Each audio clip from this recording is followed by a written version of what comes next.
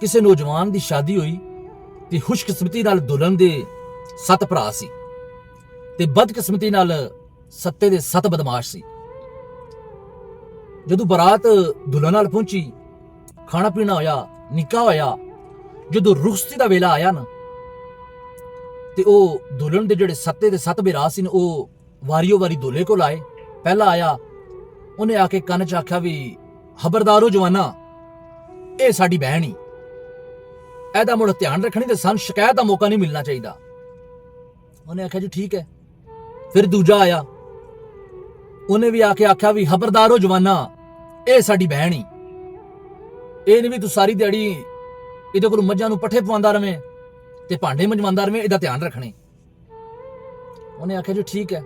ਫਿਰ ਤੀਜਾ ਆਇਆ, ਉਹਨੇ ਆਖਿਆ ਖਬਰਦਾਰੋ ਜਵਾਨਾ, ਇਹ ਸਾਡੀ ਭੈਣ ਹੀ, ਇਹ ਨਹੀਂ ਵੀ ਤੂੰ ਸਾਰੀ ਦਿਹਾੜੀ ਦੇ ਕੋਲੋਂ ਰੋਟੀਆਂ ਹੀ ਪਕਵਾਉਂਦਾ ਰਵੇਂ ਤੇ ਕੁੰਨੀਆਂ ਚੜਾਉਂਦਾ ਰਵੇਂ, ਇਹਦਾ ਧਿਆਨ ਰੱਖਣੇ। ਫਿਰ ਉਹ ਚੌਥਾ ਆਇਆ, ਪੰਜਵਾਂ ਆਇਆ, ਛੇਵਾਂ ਆਇਆ। ਉਹ ਜਿਹੜੇ 7ਵਾਂ ਆਇਆ ਨਾ, ਉਹ ਦੁੱਲਾ ਵਿਚਾਰਾ ਵੈਸੇ ਅਦਮੁਆ ਹੋ ਗਿਆ ਸੀ ਵੀ ਮੈਂ ਇਹ ਵਿਆਹ ਲਾਂ ਕਰਨ ਕੋਈ ਮੁਸੀਬਤ ਲਾਂ ਗੱਲ ਪਾਣ। ਉਹ ਜਿਹੜੇ 7ਵੇਂ ਨੇ ਆ ਕੇ ਆਖਿਆ ਨਾ ਵੀ ਖਬਰਦਾਰੋ ਜਵਾਨਾ, ਇਹ ਸਾਡੀ ਭੈਣ ਹੀ। ਉਹਨੇ ਕਿਹਾ ਚੁੱਪ, ਇਹ ਤੁਹਾਡੀ ਭੈਣ ਨਹੀਂ ਬਲਕਿ ਅੱਜ ਤੂੰ ਇਹ ਸਾਡੀ ਵੀ ਭੈਣ ਹੈ, ਇਨਸ਼ਾਅੱਲਾ ਤੁਹਾਨੂੰ ਸ਼ਿਕਾਇਤ ਦਾ ਮੌਕਾ ਨਾ ਮਿਲ ਸੀ।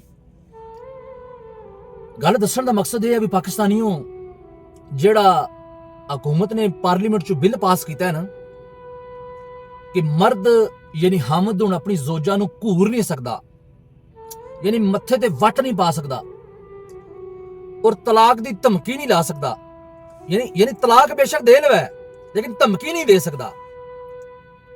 ਉਸ ਤੋਂ ਬਾਅਦ ਸਮਝ ਲਓ ਕਿ ਹਕੂਮਤ ਤੁਹਾਨੂੰ ਸਿੱਧਾ ਸਿੱਧਾ ਕਹਿ ਰਹੀ ਹੈ ਕਿ ਅੱਜ ਤੋਂ ਬਾਅਦ ਤੁਹਾਡੀਆਂ ਜ਼ਨਾਨੀਆਂ ਹੀ ਨਹੀਂ ਬਲਕਿ ਭੈਣਾਂ ਵੀ ਨੇ। ਯਾਨੀ ਜਦੋਂ ਤੁਸੀਂ ਗੈਰ ਮੁੰਤਖਬ ਸ਼ੁਦਾ ਟੋਲੇ ਆਪਣੇ ਉੱਤੇ ਮੁਸਲਤ ਕਰੋਗੇ ਨਾ ਤਾਂ ਫਿਰ ਉਹ ਕੋਈ ਮੁਲਕ ਦੇ ਫੈਸਲੇ ਨਹੀਂ ਕਰਨਗੇ, ਫਿਰ ਉਹ ਕੋਈ ਰਿਆਸਤ ਦੇ ਫੈਸਲੇ ਨਹੀਂ ਕਰਨਗੇ ਬਲਕਿ ਤੁਹਾਡੇ ਘਰਾਂ ਦੇ ਫੈਸਲੇ ਵੀ ਉਹ ਕਰਨਗੇ। ਪਹਿਲੇ ਨੰਬਰ ਤੇ ਇਹ ਚੀਜ਼ ਹੈ ਕਿ ਦੁਨੀਆ ਵਿੱਚ ਕੋਈ ਕਾਨੂੰਨ ਨਹੀਂ ਹੈ ਜਿਸ ਮਗਰਬੀ ਮਾਸ਼ਰੇ ਦੀ ਖੁਸ਼ਾਮਦ ਵਾਸਤੇ ਸਾਡੀਆਂ ਪਾਰਲੀਮੈਂਟ, ਸਾਡੀ ਹਕੂਮਤ ਇਹ ਕਾਨੂੰਨ ਬਣਾਇਆ ਨਾ ਕਿ ਜਿਸ ਮੁਲਕ 'ਚ ਰੋਜ਼ਾਨਾ ਹਰ ਘੰਟੇ ਬਾਅਦ ਕਤਲ ਹੁੰਦੇ ਹੋਣ, ਚੋਰੀ, ਡਕੈਤੀ, ਰਾਜਧਾਨੀ ਰੇਪ ਜੈਸੇ ਕੇਸਿਸ ਰਿਪੋਰਟ ਹੁੰਦੇ ਹੋਣ, ਉੱਥੇ ਕੋਈ ਇਸ ਤਰ੍ਹਾਂ ਦੇ ਕਾਨੂੰਨ ਪਾਸ ਕਰਨ ਦੀ ਜ਼ਰੂਰਤ ਹੈ ਸੀ? ਅਗਰ ਜ਼ਰੂਰਤ ਹੈ ਵੀ ਹੈ,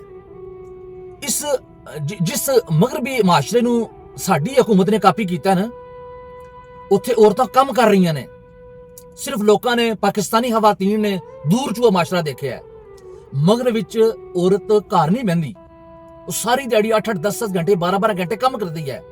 ਫਿਰ ਤਲਾਕ ਦੀ ਸੂਰਤ 'ਚ ਉਸ ਔਰਤ ਨੂੰ ਹਕੂਮਤ ਰੋਜ਼ਗਾਰ ਦਿੰਦੀ ਹੈ। ਜਿਹੜਾ ਬੱਚੇ ਹੁੰਦੇ ਨੇ, 1 ਵੇ, 2 ਵੇ, 3 ਵੇ, 4 ਵੇ, ਉਹਨਾਂ ਬੱਚਿਆਂ ਨੂੰ ਰਿਆਸਤ ਪਾਲਦੀ ਹੈ। ਉਹਨਾਂ ਦੀ ਸਿਹਤ, ਤਾਲੀਮ, ਖਾਣ ਪੀਣ, ਹਰ ਚੀਜ਼ ਦੇ ਅਖਰਾਜਾਤ ਰਿਆਸਤ ਬਰਦਾਸ਼ਤ ਕਰਦੀ ਹੈ।